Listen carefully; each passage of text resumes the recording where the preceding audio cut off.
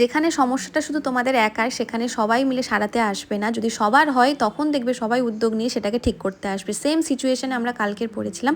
কালকে শুধুমাত্র আমাদের বিল্ডিংটাই, মানে আমরা যে ওনার হাউসে থাকি সেই বাড়িতেই শুধুমাত্র কারেন্ট ছিল না, এছাড়া সব বাড়িতেই ছিল। যেহেতু শুধুমাত্র সমস্যাটা আমাদেরই, তাই আমাদেরকেই সলভ করতে হয়েছিল।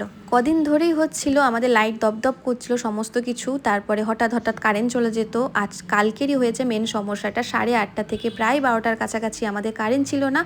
এমনভাবেই ছিল না শুধুমাত্র আমাদেরটাই ছিল না, সমস্তটা ছিল, শুধুমাত্র আমাদের বিল্ডিংটাই ছিল না।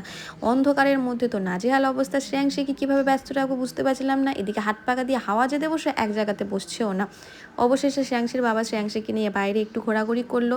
তারপরে শ্রেয়াংশীর বাবা হচ্ছে একটু বাজারে গেছিলো, আমি ওকে হাওয়া দিচ্ছি আর অমনি লাইট জ্বালা সেই ছাওয়া দেখে দেখে ও নাচ শুরু করে দিয়েছে।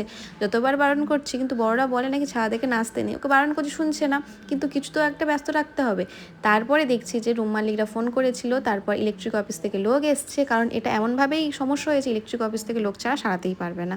তারপরে দেখো এখন প্রায় 12টার কাছাকাছি বাজে, এখনও পর্যন্ত সারাচ্ছে, কারেন্ট আসছে না। মানে আসছে যাচ্ছে, কিছু একটা সমস্যা হয়েছে, ঠিকঠাক জানি না। এদিকে শ্রেয়াংশী তো পাগলের মতো হয়ে গেছে। এই অন্ধকারে আমি ফোনের ফ্ল্যাশ লাইট জ্বালিয়ে তাও রান্না করেছি, ডাল, আলু সেদ্ধ, ভাত, কিন্তু কিছুই খাওয়া হলো না, সব রয়ে গেছে আজকে। এবারে ফ্রেশ হবো, তোমার দাদাভাই পাখাটা একটু পরিষ্কার করছে, এবারে একটু ফ্রেশ হয়ে ভালো করে শুতে পারলে বাঁচি।